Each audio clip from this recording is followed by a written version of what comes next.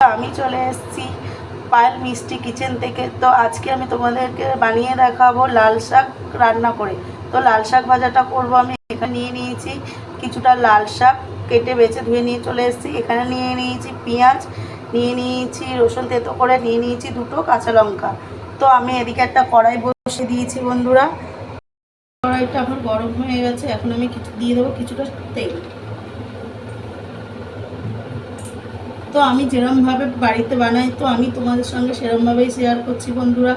এখন আমি দিয়ে দেবো ফোড়নে রসুনগুলো।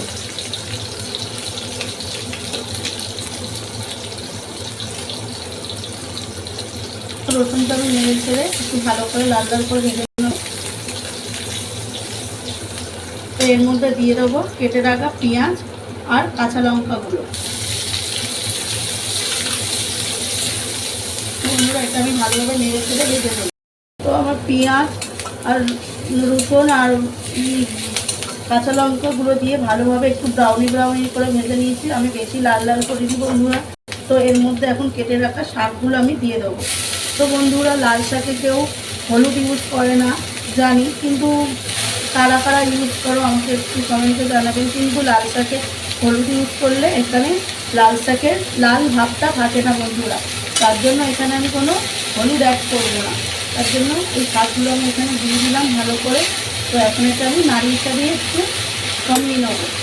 লবণটা আমি পরে দেবো, নাহলে আগেই লবণটা যদি আমি দিয়ে দিলাম তো বেশি ভেবেই লবণটা দিয়ে দেবো। তো তার জন্য লবণটা আমার বেশি হয়ে যেতে পারে, তার জন্য কিছুক্ষণ পর আমি লবণটা দেবো। কমে গেলে একটু লবণ দেবো বন্ধুরা। এখানে আমি এখন দিয়ে দেবো একটু লবণ।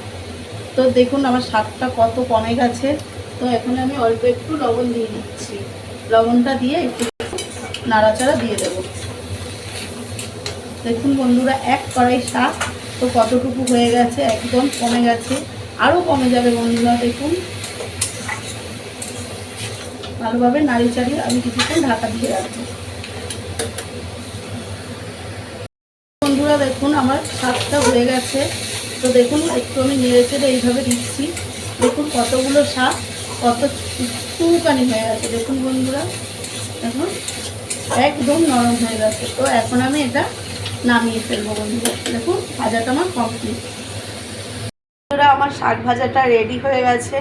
তো দেখুন কত সুন্দর লাগছে শাক ভাজাটা।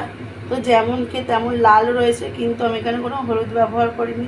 তো দেখুন শাক ভাজাটা রেডি হয়ে গেছে। তো এখন আমি নামিয়ে নিয়েছি।